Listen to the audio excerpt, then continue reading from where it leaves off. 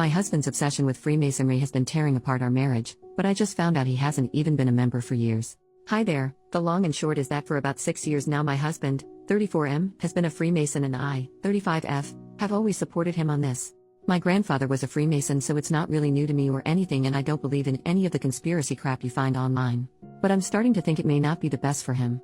My grandpa always used to say it went family, work, masonry, but in my husband's case it's more masonry, masonry, masonry, then family, then work, then masonry again. He attends lodge nearly every night. For context, my grandpa would go a couple times a month, and yet he's only a fellow craft, so not a part of the add-on things like the Scottish Rite or Shriners or anything. I genuinely don't know how he has the stamina for it, because I'm a part of an improv theater club and frankly every other week is enough. Sometimes he's gone for hours, other times an hour or even less. When I ask him what he's doing, he gets defensive and says he can't tell me because he has to maintain secrecy. I knew full well there'd be some lessons and ceremonies I wouldn't exactly be getting a front row seat for, but I don't think it's that unfair. I ask what he could be possibly doing that occupies him practically daily. Hell, some days when he comes back early, he goes to his man cave to do more work for them. Apparently he's volunteered to do admin work for his Grand Lodge, but when does it end? He doesn't get paid for any of this, and he spends so much on dues to actually do this. I've even tried to get involved via the Order of Eastern Star, something I've always wanted to be a part of, but he point blank shut it down and said that we can only look into that when he becomes a Master Mason, which is apparently still years away. And it's not even just our marriage it's affecting. Some weeks he's out so late with his lodge buddies that he doesn't take care of himself. There's been times he hasn't worn clean clothes or shaved, and plenty of times he's gone into work without showering. Sometimes he doesn't even go into work and just calls in hours late to say he's been called for urgent lodge business. His boss is too good to him and lets it slide because he's genuinely blown away that my husband's in the Masons and thinks these meetings must be dead important. Like, I get a lot of these guys are going to be retired, but Jesus Christ, surely they have to know how it works? It's making a bad impression with people, and I genuinely can't remember the last time we did a thing together as a couple. Plus our bedroom has been dead for at least a year, which I've sort of put up with because I have a low libido, but I guess it's just another symptom. Every time I ask him to do anything he just tells me he's too tired. I guess how do I get it across to him? His Masonic life needs to slow down. It's not even affecting just me, it's affecting our whole lives, but I don't even know where to begin. I don't want him to leave the Masons, just maybe calm it down a little so we have our lives back. How can I get this across to him without seeming that I'm jealous of the secrets or I want to worsen the wedge between us?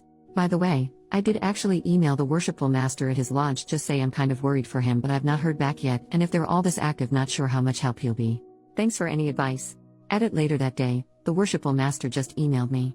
Apologized for taking his time and explained my husband has not been a member of that lodge for at least 5 years, having left just under a year after he joined. Apparently he had difficulties with the leadership and had been repeatedly cautioned for soliciting the other lodge members. He told me that he checked with other lodges in the area and none of them have any record of him switching, so it seems he demitted entirely.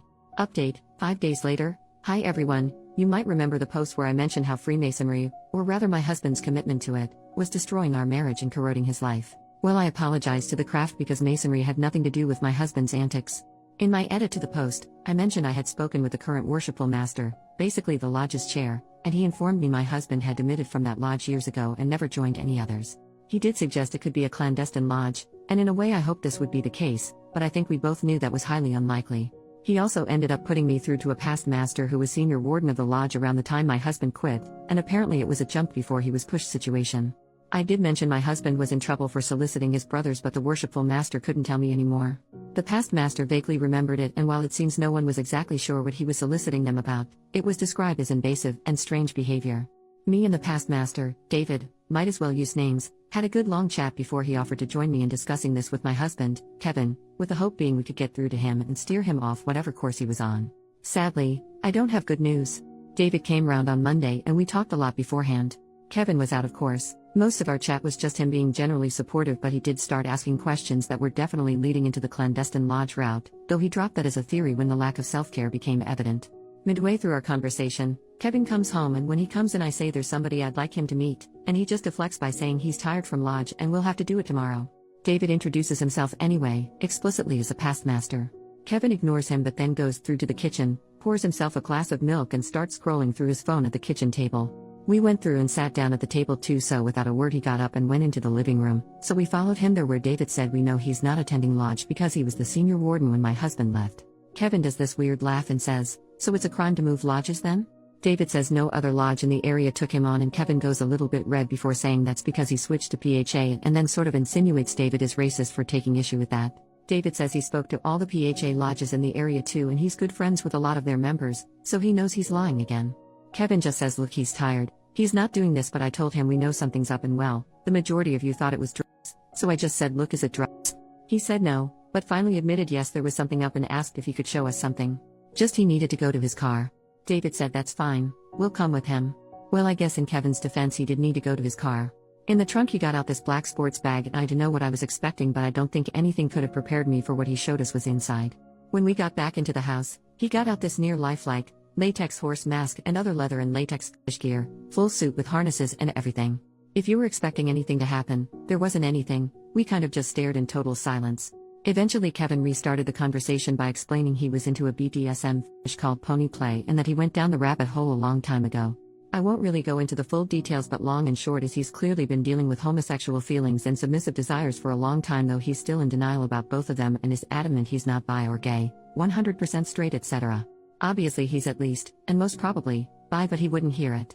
Anyway, he explained when he was really struggling with these feelings, the urge as he calls it, that's when he joined Freemasonry because he hoped it would prove a distraction, help improve, etc., and then sort of implied being around old men would put him off guys. I could tell David was a bit offended, but he didn't say anything. But yeah, apparently this is what the soliciting was about. Obviously joining the Masons didn't make these feelings go away, so he said he initially started trying to see if any of them felt those feelings too, but no one would bite.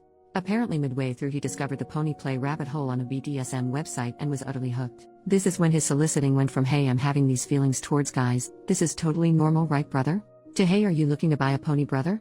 He claimed he didn't leave because he was being disciplined, but because of how goddamn prudish everyone was. Yeah. Apparently he was already deep into the hole, and while he'd be attending lodge a couple times a month legitimately, the other times were him doing the BDSM stuff. Apparently it began with escorts, but eventually he graduated to pro-doms because too many of them found it weird or weren't into it enough. There's one main one he goes to the most, called Mistress Candy, but when she's busy he'll go to other ones. And if that's not an option, he'll go find a cheap hotel to self-care or do it with an online mistress. Oh, there's a lot of them apparently, and that was how he got into findoms, where the whole thing is he gives them money for nothing in return. I don't really know how to describe how I felt as this all came out. The shock, the betrayal, the rage, the upset, the hurt. I suppose I feel quite numb now, but none of it could have prepared me for what he did next. David said, so you've been having an affair then and using the craft as cover? Kevin got very angry and said he's not been having an affair. This sparked an argument, again won't go into the details, where Kevin's excuse was that at no point was he in control during this, because Mistress Candy made use of hypnosis to control him, and sometimes the urge was so powerful it would shift him into Sparkles, his pony persona, involuntarily. He didn't use this as an example, but I guess it's kind of like a Dr. Jekyll and Mr. Hyde situation. Again, no remorse or contrition, and he said we can still fix this with couples therapy because apparently I wasn't satisfying his needs. How did he come to that conclusion? Well, I never independently suggested pony play and give him an avenue to open up about it. This is somehow my fault. I won't go into the arguments that followed, but it ended with me packing a bag and David taking me to my parents' place. I've told Kevin I'll be seeking a divorce.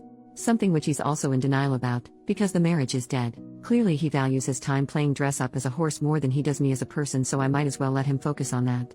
I'm staying with my parents right now and taking some time off work until I can clear my head. Can't sleep, so I figured I might as well try and get this out of my system. It has helped, honestly.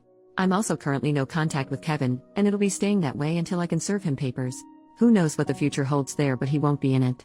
Though if you wanted some good news, I'm finally joining the Order of Eastern Star. David explained to me I can join via my grandfather, so I'm going to be meeting with the secretary next week. Thanks for being on this wild ride and helping me see reason. I guess I would probably have got here anyway when the worshipful master messaged me, but it was nice to know I had people on here, and especially those who talked it through with me in DMs. You guys know who you are and you were awesome. Otherwise, have a great day and peace out.